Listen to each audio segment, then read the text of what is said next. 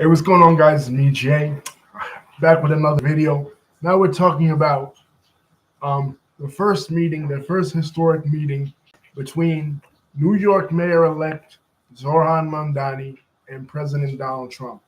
Now, Mamdani, Mamdani announced a few days ago that, at least what's going on, announced a few days ago that this was a tradition going back decades and stuff, where the New York City mayor meets with uh, the incoming mayor meets with whomever is the president at the time. Now, I've never heard of this. This was never something that was, if they did, it wasn't something that was made a big deal on the news. Even if, the mayor and the president happen to be of different political parties or different political ideologies. Like, for example, Rudy Giuliani came into office in 1993 as a Republican, and President Bill Clinton came into office in 1993 as a president as a Democrat. And I never once saw them even in the same room. So, not that they were the same person, but I'm just saying, like, I never saw them in the same room meeting at all. Maybe it does happen, but it's never really publicized. Or Eric Adams with Joe Biden, like you didn't see that. Joe Biden came in 2021. Mayor Adams was elected in 2021. You didn't see that. But and I think this was for a specific reason, because most of Zoran Mamdani's campaign was against Donald Trump and against the Trump policies. You know what I mean? And a lot of Donald Trump's campaign is vitriolic against, and his commentary against, Democrats. So I think they wanted to make sure that the largest city in the country and the country's leadership are working together and have a meeting of the minds. With one another, because both are so ardent in their positions. Like, basically, 99.9% of Mamdani's campaign, like I said, when he ran for mayor, was against the Trump administration. So it's kind of awkward. Now you're elected mayor, and now the president wants to meet with you. It's like, well, what's going to go down here? Like, I mean, you have the guy calling you a communist and a socialist, etc. But on Trump's side, it really wasn't. His vitriol against Mamdani during Mamdani's campaign really wasn't all that bad. I mean, Trump at the last minute did come out and endorse Andrew Cuomo, but he really wasn't posting a lot of stuff usually, like he usually is, against various Democratic candidates. He didn't even campaign for Andrew Cuomo, really. You know what I mean? So, and it was like this with Barack Obama too. Like, Mamdani and Obama, they had a slight phone call towards the end, but really Mamdani was just as much campaigning against Obama in certain ways, as he was against, Trump, especially on their policies in the Middle East. So it's kind of awkward. But it also reminded me of when Trump first became president in 2016, the first term. It was a lot of awkwardness with himself and Barack Obama because, again, Trump campaigned against the policies of Barack Obama. You know what I mean? That's how he defined his campaign, as a populist campaign against the policies of Obama. So when somebody campaigns against you and then you have to sit next to them in a meeting like this, it's tense. It's real tense. This is one of the tensest meetings, that most anticipated tense meetings since Obama and Trump, or since Obama and Netanyahu back in 2014. But what are some of the biggest takeaways? Well, one of the biggest takeaways is that Trump not shying away from being called a fascist, because Mamdani called Trump a fascist on the campaign. A lot of Mamdani's followers believe that Trump is a fascist. So when the reporter asked, "Do you consider, do you still consider the president a fascist?" and Mamdani hesitated to answer, Trump said, "Go ahead, just say yeah. It's easier to just say yeah." So basically, what he's telling them is like, okay, they're gonna call you certain names on the campaign trail. Just lean into it. You know what I mean? Don't try to fight it because they're gonna call you that anyway. And maybe Trump is implicitly saying that he wish he were a fascist. Obviously, he admires fascist dictators like Vladimir Putin and dictators in general like Xi Jinping. Whenever he's with Xi Jinping, whenever he's with Vladimir Putin, whenever he's with MBS like he was a couple of days ago, he's really at ease because he kind of admires these kind of people. And I think if he buys into the propaganda about Mamdani, that Mamdani actually is a communist and a socialist, he kind of likes that too, because Trump respects power, Trump respects authority, and Trump respects candidates that are against the system. And Mamdani is obviously, that the admiration, the level of admiration that you saw Donald Trump looking at Mamdani with was just surprising to me. That's one of the things that kind of blew me away. Maybe Mamdani is super charming. We weren't privy to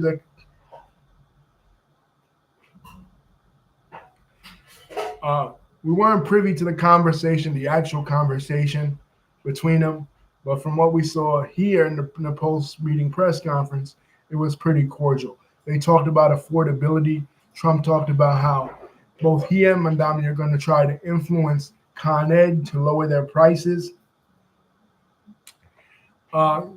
with regard to, customers, which is against capitalism. That's both of them saying that they're going to influence a private company via the government to try to lower their price. He says that would be great because neither one is a true capitalist. Both Trump and Mamdani believe in government intervention to benefit the poor, right? So right then and there, that's like a stake in the heart of hardcore capitalist Republicans. This is just because Con Ed is too damn much. That's a stake in, that's true. That's a stake in the heart of Republicans, Trump's base, because they believe in no government intervention in the economy. That's their economic philosophy. But Trump doesn't believe in that. Neither does Mamdani. Trump has gotten into trouble before, not into real trouble, but criticized from the right by other Republicans his stance on that. You know what I mean? His stance on government intervention. The tariffs are an example of government intervention. They're a bad example of government intervention, but they're an example of government intervention. Government doing something. And obviously the stimulus checks that Trump sent out, in 2020, where he had to butt heads with Republicans in Congress, particularly Mitch McConnell, in order to get those stimulus checks out there. They didn't want to do anything. They clashed with Obama when he did it in 2009. They clashed with Trump when he did it in 2019, because Republicans believe, like they believed during the Great Depression and the Great Recession, Republicans believe, oh, these things will just sort themselves out. If a couple of people have to starve to death, so what? They should have pulled themselves up by their bootstraps and did better, right? You can't afford lights, you should have got a better job, right? This is what they believe, right? This is their economic philosophy. But Trump doesn't buy into that, neither does Mamdani. So that's a good thing. They talked about the Middle East. Obviously, both Trump and Mamdani, this affects them personally, both of them, because this conflict in the Middle East is tied to both of them. Trump's daughter is Jewish. Trump's grandchildren are Jewish, right? Mamdani obviously is a Muslim, and Palestine was the reason why he got into his political activism. So for both these men, the Middle East isn't just a conflict that they read about or on the news or they learn about, through reading history books. I don't know how proficient Trump is with the history of the region. Probably not much, because he doesn't like to read, obviously. But Maybe somebody told him about it, but I don't know. But either way, the conflict is tied to them both personally.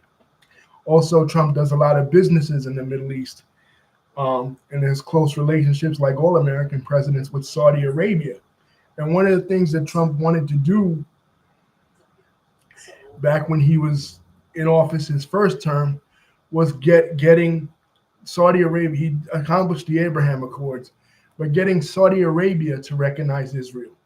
That's one of the things he wanted to do, and that's in the first term, and he wasn't able to accomplish that. And Biden kind of abandoned that because of October 7th. It was a no-go. But now they're back, and they're trying to do that. They're trying to do the best they can to do that. It's the relationship with Saudi Arabia and the relationship with America is kind of interesting, because Saudi Arabia is the second best friend of America, and Israel's the first best friend. But Saudi Arabia doesn't get along with Israel. So it's kind of like when you have a friend, say you have two friends, and both those friends are enemies, but you're close friends with both of them. So it's like, and they can never get along. But the thing you want most in life is for them to get along. And the United States has never really found a way for Saudi Arabia and Israel, their two closest allies in the Middle East, to get along. And that's one of the things that Trump wants to accomplish. And one of the things he invited Mamdani to the discussions when they have these Middle East peace talks between Saudi Arabia and Israel. Now, if that happens hypothetically and Mamdani's involved with that, that would be very interesting. That would be interesting because the person that would have to be involved in that in the Israeli side, and they mentioned this person, is Benjamin Netanyahu. And as much as shit as Mamdani's talked about Donald Trump, he's talked even worse about Netanyahu because he considers, as he should, Netanyahu the cause of this genocide in Gaza. So MBS will be there. Mamdani maybe will be there. Maybe the stuff in New York City will be too much for him, and he won't be there. But when that summit does inevitably happen, well, despite who's there, if it happens, that will be something to pay attention to. Maybe the leadership of WWE will be there because they have a business relationship and a diplomatic relationship with Saudi Arabia as well. You know what I mean? So, and then they talked about the UK energy crisis, and there, they ask questions that are really not relevant, to the meeting. And Trump said he likes Keir Starmer. He praised Keir Starmer, the Prime Minister of the UK. So they talked about the Russia just striking once again the Ukraine last week. And Trump thought that would be one of the things that he would get resolved easily.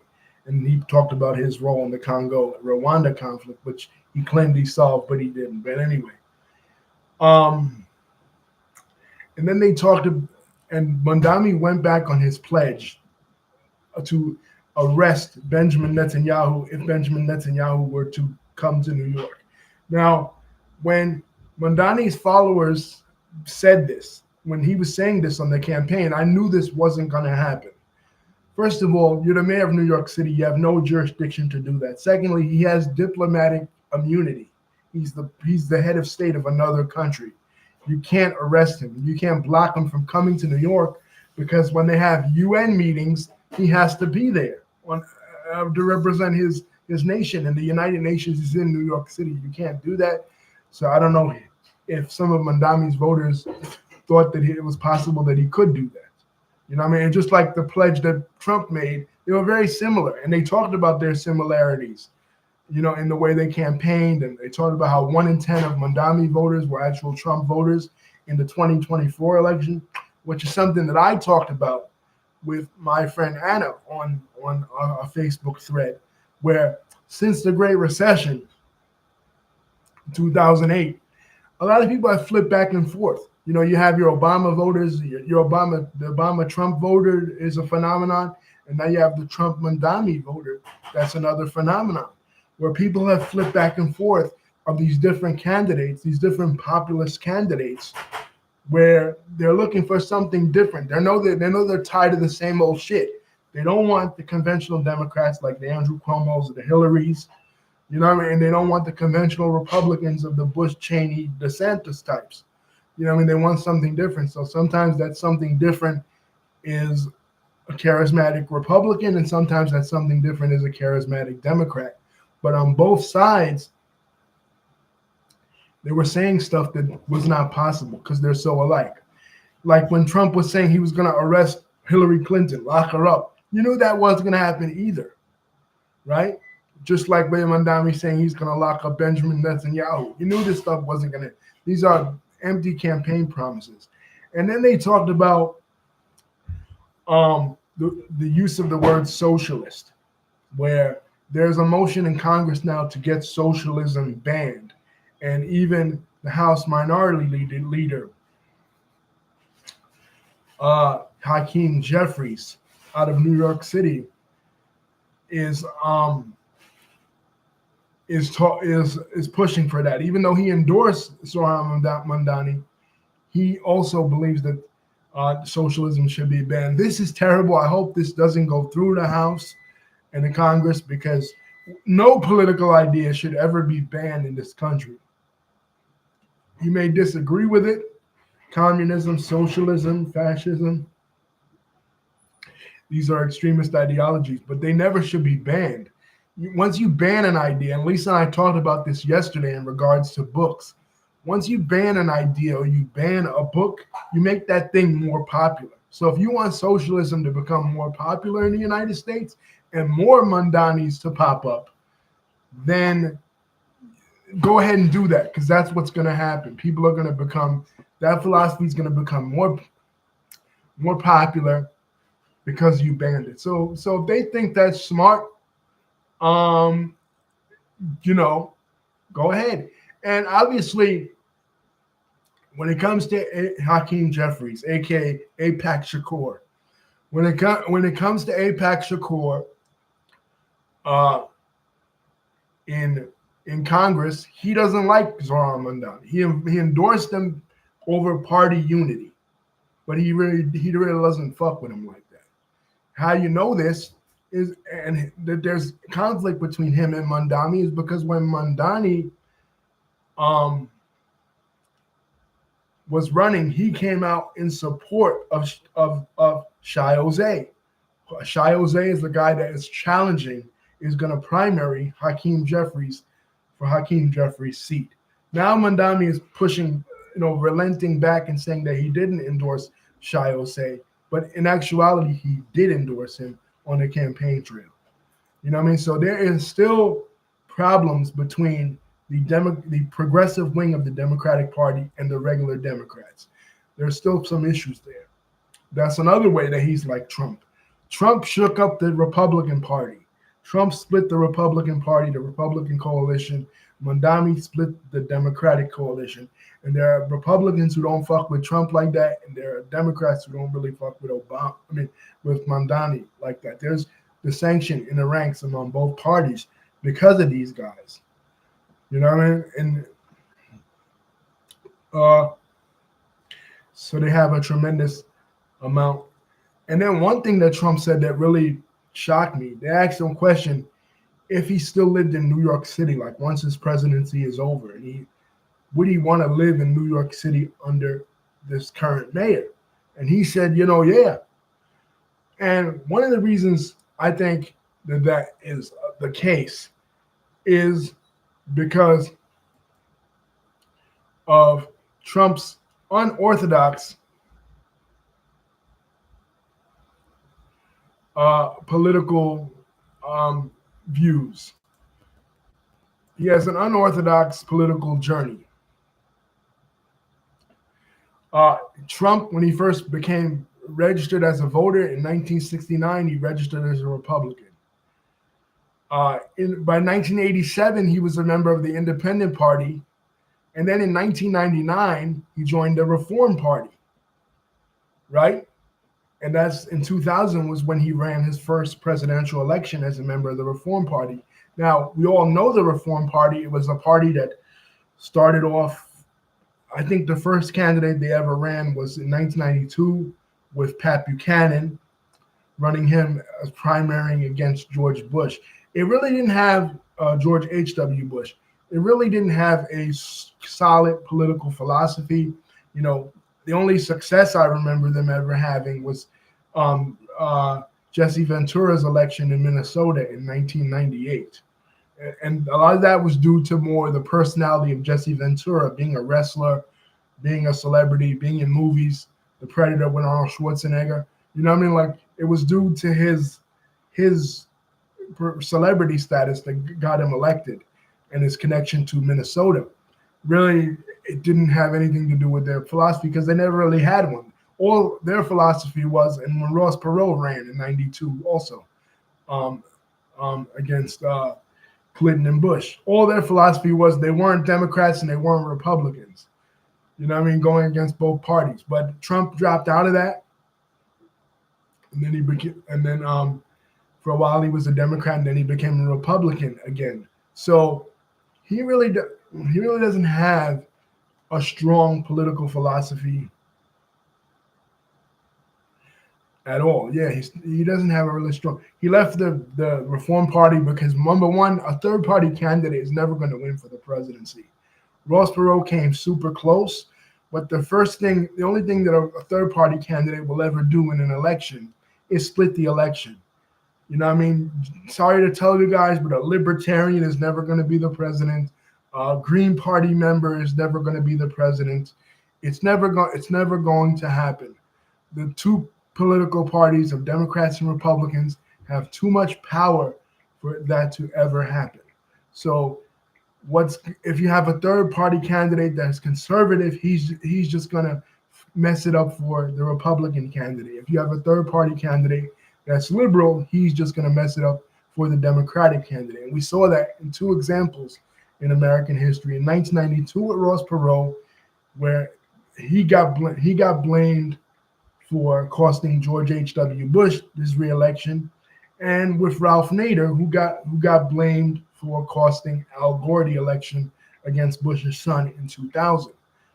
And likewise, we saw it again in 2016. A lot of Jill Stein's voters in the Green Party got blamed for costing Hillary Clinton the election. Third parties, they never win. We talked about the Wizard of Oz, earlier in the past video. One of the inspirations for the wizard character in the original movie by L. Frank Baum was William Jennings Bryan. And William Jennings Bryan was a populist, much like Trump and Mamdani. But he ran his own party, his own political party, the Populist Party, in elections in the 1890s. And he never won anything. You know what I'm saying? Third party candidates never get anywhere. There never has been an example in American history where a third party candidate has won an election. Like I said, they all just split the vote. William Jennings Bryan did that a lot when he ran. Theodore Roosevelt, when he decided to run again in 1912, he split the vote between Wilson and William Howard Taft. And a lot of people blame him for William Howard Taft's loss and Wilson's election.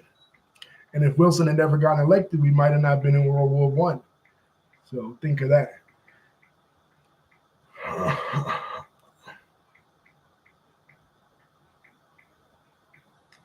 So I don't even know why they do third parties thinking they'll win. They just fuck it up. You know what I mean? It sucks we have a two-party system, but that's the way it is in America. You know what I mean? George Wallace never won elections. Strom Thurmond no third-party candidate. They just there to be there. Lisa says, did he leave the Democratic? Yeah. Yeah, because he saw an avenue. But Trump is an opportunist. Trump is a businessman. My mother and I watched the movie The Apprentice, and each and every time we did a review of it on the channel, each and every time he saw an opportunity in real estate, he went for it. So he looked at it the same way as politics. He saw an opportunity.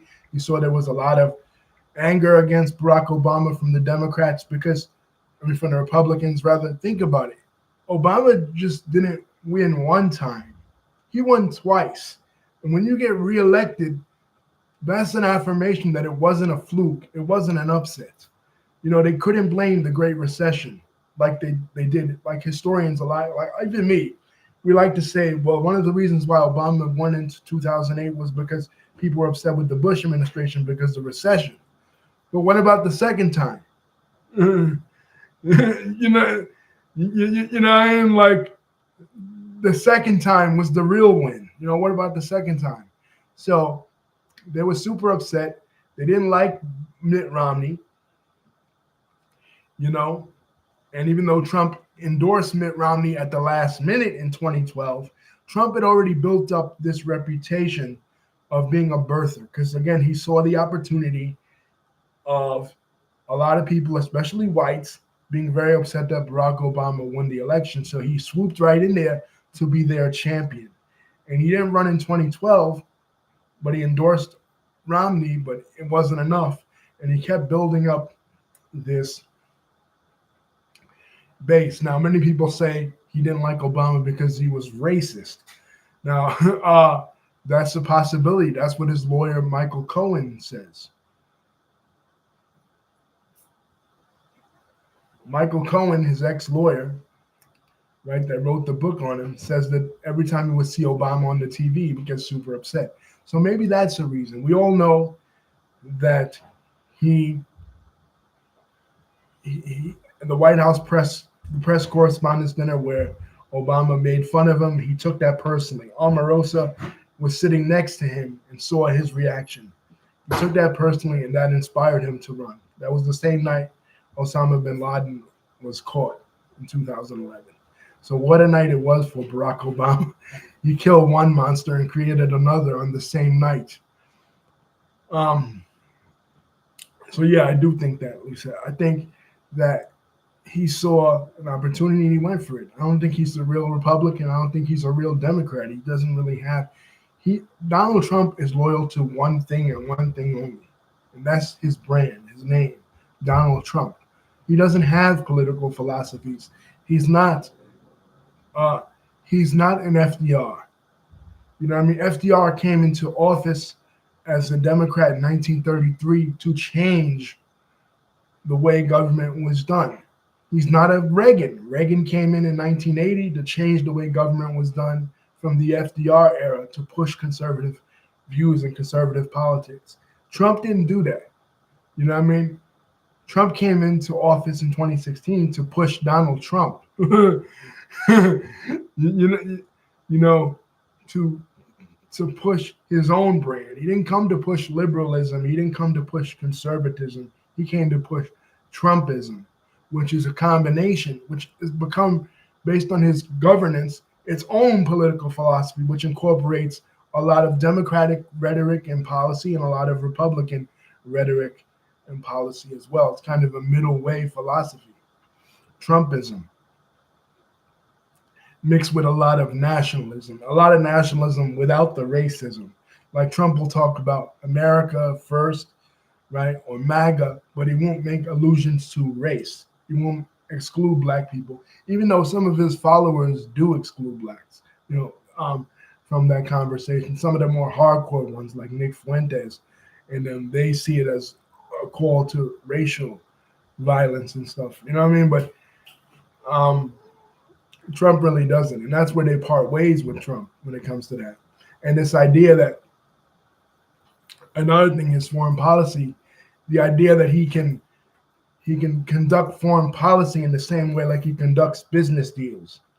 You know what I mean? Oh, we'll give him a deal. Like that's basically what the Abraham Accords in the Middle East were. They were, if these Arab countries agreed to make peace with Israel, he would then open up businesses with them, like Dubai, like Qatar, like Morocco, like Sudan. He would then open up business. He basically paid them off to make business, to recognize Israel. That he conducted it like a business deal, you know what I mean, which has never been done or tried. And it worked to some degree, but it wouldn't work. He excluded the Palestinians because it wouldn't work with them. You know what I mean? Like they can't be bought. You know what I mean? They want what they want, and that's it. You know what I mean? So he has a different political philosophy than other people, other Republicans. who basically would have never had that happen because they want war, like they're war people. You know what I mean? Trump came with a peaceful philosophy. He wants to he wants peace because he wants to do business with everybody for the benefit of America, for the benefit of American businesses, which is admirable. You know what I mean? But not possible, but admirable. You know what I mean? At least talking about the memes I sent her. Okay, the memes she sent me. Okay, I'm looking at them now, Lisa.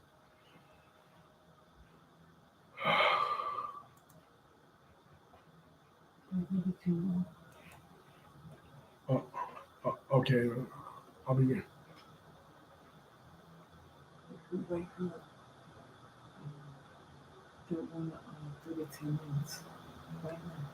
Oh, I don't know. Trying to say, oh, that's for last week or some shit. Oh, That it don't count for this week. oh, I It don't know. counts for last week. You know, like they hold a check back. Yeah. I don't know. I told her, no, they don't. They don't do that. What's the problem? Then you can't clock in 10 minutes late. What's the problem? I don't know. She gets paid a little bit more. They don't pay by the minute. No, they don't. I said the minute adds up, and then they, goes against my son's hours of service. I really appreciate it. He just clocked in 10 minutes late. Mm. We're so desolate about the 10 minutes. Right. It's not extra money. She thinks they pay you by the hour. I mean the minutes. She might. I forget attention. All right.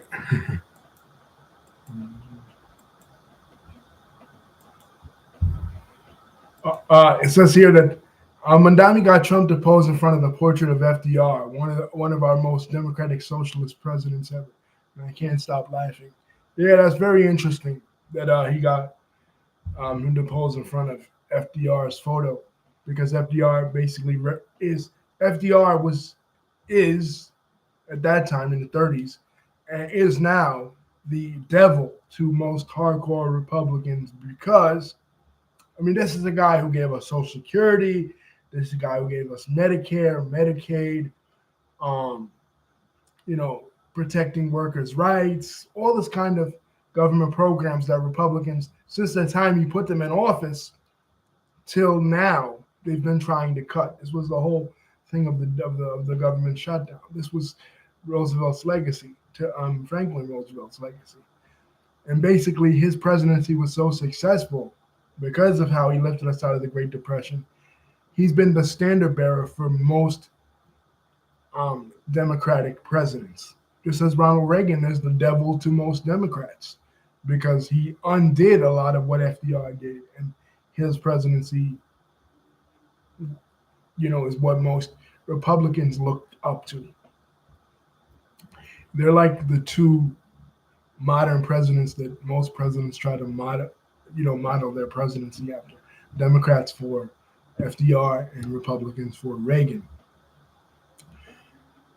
But so him getting deposed in front of. But interestingly, though, I think, in my opinion, Donald Trump represents, like people say, what president is Donald Trump most like? Of course, they're going to try to say Reagan, because he's not like Reagan at all.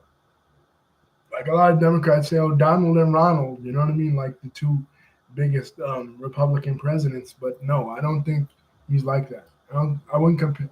I compare him to two other presidents, one a Republican and one a Democrat. One, the Democrat I compare him to is Andrew Jackson, because of he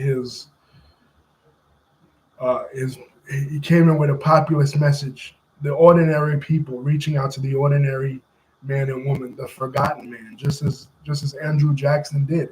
It was Andrew Jackson's presidency from 1828 onward that's brought in poor people, because originally the founding fathers designed a country for only land owning white men to be voters, and poor people that didn't own land, they couldn't vote. But Andrew Jackson came in and he changed all that, part of the Jacksonian reforms. He also Like Donald Trump, he too, during the 1828 election, he claimed that in 1820, I mean 1824 election, he claimed that he lost to John Quincy Adams because of a corrupt bargain, that he was cheated out of the election, and then he lost and came back and won the next election and founded the Democratic Party as a breakaway from the Democratic Republicans. That was the party that was the dominant party after the War of 1812. So he's a lot like Andrew Jackson. But another person that Donald Trump is a lot like is another Roosevelt. Not FDR, but FDR's cousin, Teddy Roosevelt. Very much like Teddy Roosevelt. Because Trump believes, like Teddy Roosevelt, in a very strong executive branch of government. He believed in the bully pulpit. He believed that the executive, the chief executive, the president of the United States could use his position to influence the way that government runs. And that was Teddy Roosevelt's economic philosophy. He didn't have his cousin had the New Deal, but he had the Square Deal. Basically, he walked soft and carried a big stick. He was busting out these business monopolies in the Gilded Age, right away. And another thing that they're a lot alike with Trump and Teddy Roosevelt was basically both were unprepared for the office, really. Roosevelt got in there after the assassination of his president. He served under William McKinley as the vice president, right? And people said he wasn't ready for it, and he exceeded, his mandate as president, becoming one of the greatest presidents of all time and the fourth member on Mount Rushmore. Lisa's saying, that I see the other memes. Let me look at the other memes. Lisa. The way you look at your crush versus the way you look at your ex. He's looking at Mamdani lovingly. He looked at Elon Musk like a piece of shit. Because obviously they had a bad breakup, Trump and Elon. He admires Zohran Mamdani because, again, Trump respects strong leadership. Trump respects confidence. Trump respects unconventionality. So it's no surprise that he likes Zohran Mamdani. Now, I don't know how this will go over with the right wing because, again, there's a war within the right wing. There are some people within the right wing, like the Tucker Carlsons, the Marjorie Taylor Greens, right? The Thomas Masseys. They respect Zohran Mamdani and they understand why he won. But I'm talking about like Ben Shapiro. Ben Shapiro and Benjamin Netanyahu, they were probably punching the air, watching this press conference because they're like, no, not Zohran Mamdani. Like he was their enemy. And like he's everything they hate. He says they hated it. You can see the post. He's everything they hate. He's a socialist. He's young. He's a Muslim.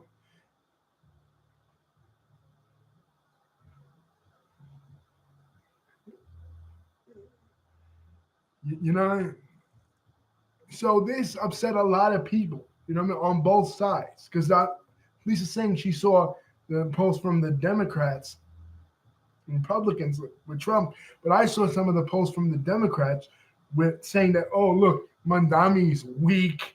How dare he? Like, there are people on both sides. My friend Pito brought up, he coined a phrase. We were talking about political division within the country now. And he coined a phrase, and I'm going to run with this phrase. What we're in right now is a cold civil war. We're not in a hot civil war like the Civil War of the 1860s where we're fighting each other. But we're in a cold civil war. Basically, the sides are not even getting together. Like, Like, people are so polarized that simply having a meeting like this of people of different parties causes an uproar because we're in a cold civil war. We perceive each other for the first, not the first time in American history, but the first time in American history since the Civil War. We perceive each other.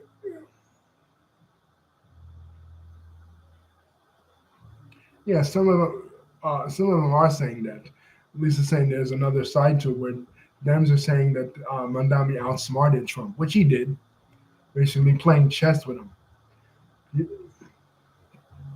But we're at a point in this country for the first time we've ever been since the Civil War where sides are really like just meeting with another with the opposite side causes an uproar. You know what I mean? And hopefully that doesn't happen. You know what I mean? The Civil War was a terrible conflict in our country, and it tore our country apart. It resulted in the most deaths in any war we've ever had. You know what I mean? Of Americans. You know what I mean? War happens when politics fail. When politics fail, war happens. When people stop talking and talking no longer resolves our issues, then we start fighting. That's what happens in real life, and that's what happens in politics as well. When you can no longer talk it out, like when you would get into a fight at school and your mom was like anti-violence, she'd be like, "Well, use your words, right? Use your words." But when you can no longer use your words and politics fail, war happens, and hopefully that never happens in my lifetime or ever again in American history. It happened once before, and it shouldn't have. You know what I mean? Our leadership failed. Franklin Pierce and James Buchanan, the presidents that preceded Abraham Lincoln, they failed at doing their job and punishing the South for what they were doing, and it happened. But it got to a point at that time.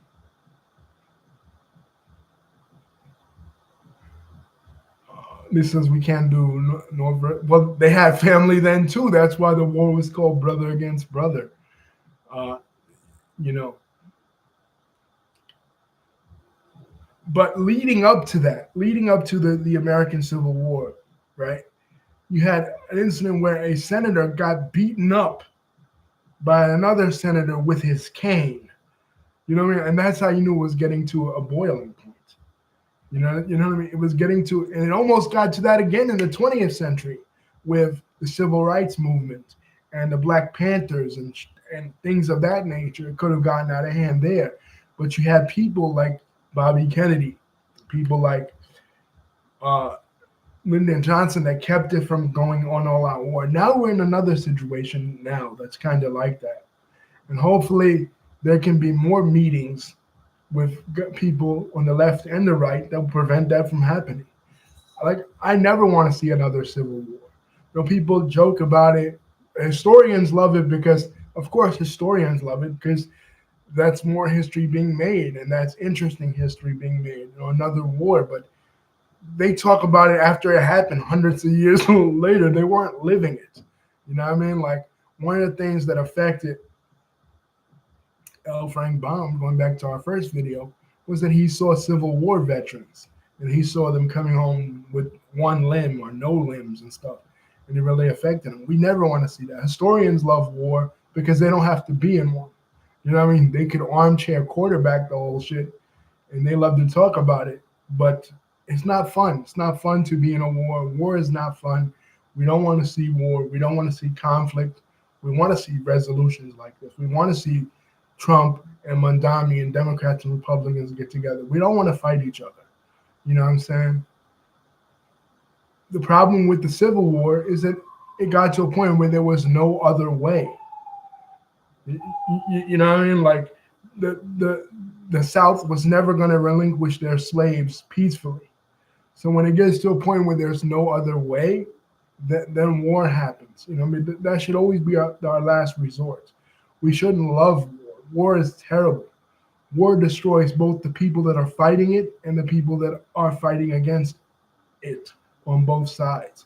Because nobody ever comes home the same.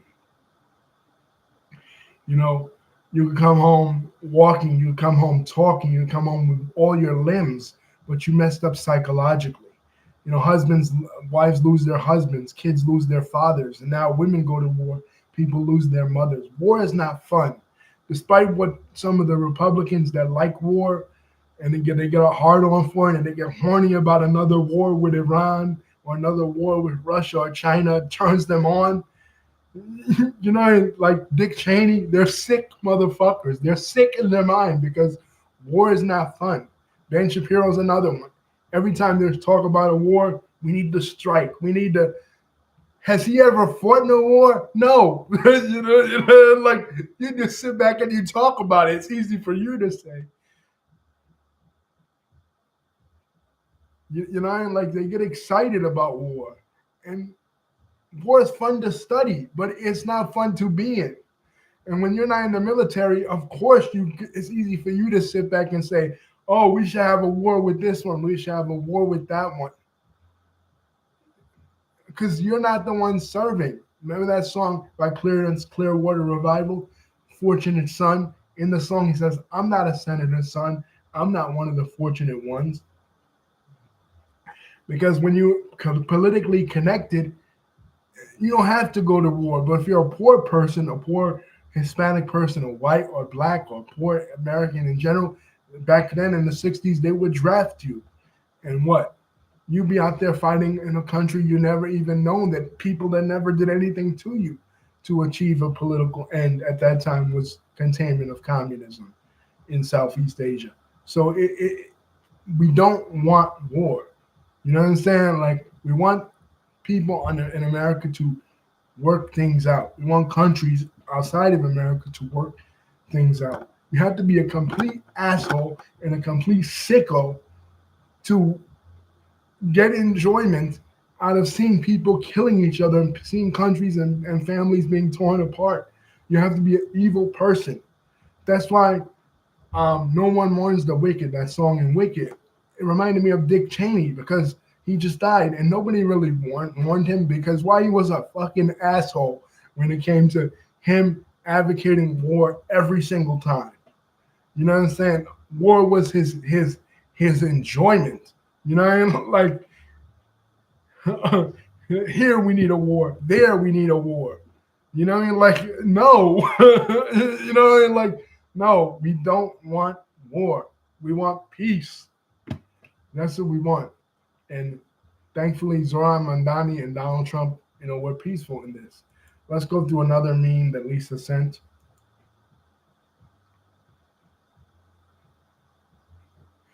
Says it's customary for an incoming or sitting New York mayor to be in communication with a federal government, including, basically it's customary. It's not officially legal law that they do this, but I think it was publicized mainly because Trump is Trump and Mamdani is Mamdani. And finally, I think Trump has been outsmarted by somebody that is a better populist than him. Both guys are populist. Both guys are appealing to the common people from their respective positions. Actually, Zoran Mamdani is the guy to do it. Zoran Mamdani has a lot of qualities that Bernie Sanders had, but he has qualities that Bernie Sanders does not have. That makes him better than Bernie Sanders. One, he's a minority, and the Democratic base, they respect minorities more. Not to say that Democrats hate white people, because that's what Republicans try to say. Oh, they're all woke, they hate white people. No, but they do respect minorities more. On the Democratic side,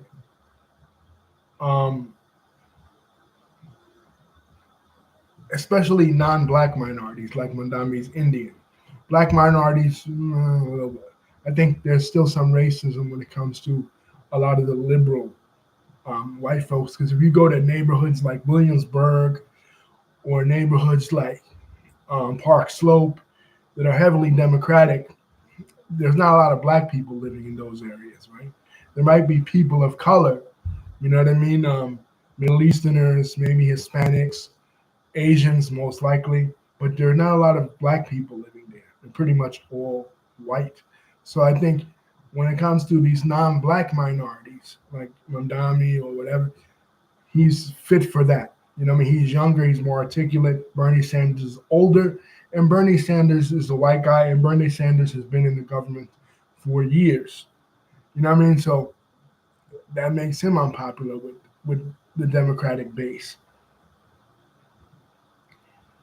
You know, so he's everything that Bernie Sanders was not, and then some. You know what I mean? And the fact that he's Muslim, and the whole left. And Lisa and I argued about this too. Lisa and I have gone back and forth on this of how much did Gaza cost the Democrats in 2024, and how much did it help Mamdani in 2025? Gaza is, I feel, my argument was that Gaza means a lot to Democratic voters, and they felt like Kamala Harris, and she said it in her own book, she admitted it, that they could have done more with Gaza. They could have done more. The Biden administration could have done more responding to the situation in Gaza, which, and I think it's a real big issue for most Democrats across the country. Now, obviously, it's a bigger issue in New York and California, as Lisa brought up. Lisa's valid when she says that maybe in the South it really didn't matter as much, or in the Midwest it didn't matter as much. But with the Democratic base, it matters a lot. And if the Democratic base doesn't come out to support you and you're a Democratic candidate, then you're probably going to lose the election.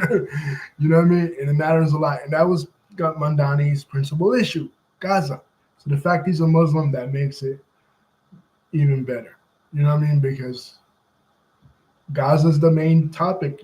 You hear any Democrat talk, the number one thing, the two things that you'll hear a Democrat say, a hardcore Democrat anyway, is fuck Trump and free Palestine. Fuck Trump, free Palestine. Those are the two things that most Democratic voters, young Democratic voters, care about. Fuck Trump, free Palestine. That's their main issue. Every decade, every year, they have an issue. That's their main issue. One time it was gay marriage, like in the 2000s. In the 2010s, it was marijuana. Marijuana legalization. They got those things. Now it's fuck Trump, free Palestine. Those are the two things they care about. Older Democratic voters and black Democratic voters, of course, they have different issues. You know what I mean? They don't care. They all don't like Trump, but they really don't care so much about Palestine. It's not something that they care that much about. You know what I mean? But with the Democratic base, Mamdani had it, the Palestine issue.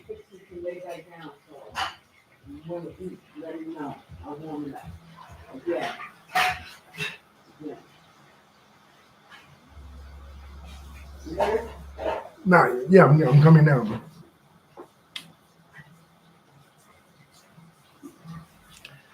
Those are the main issues. But anyway, I thought it was a good meeting,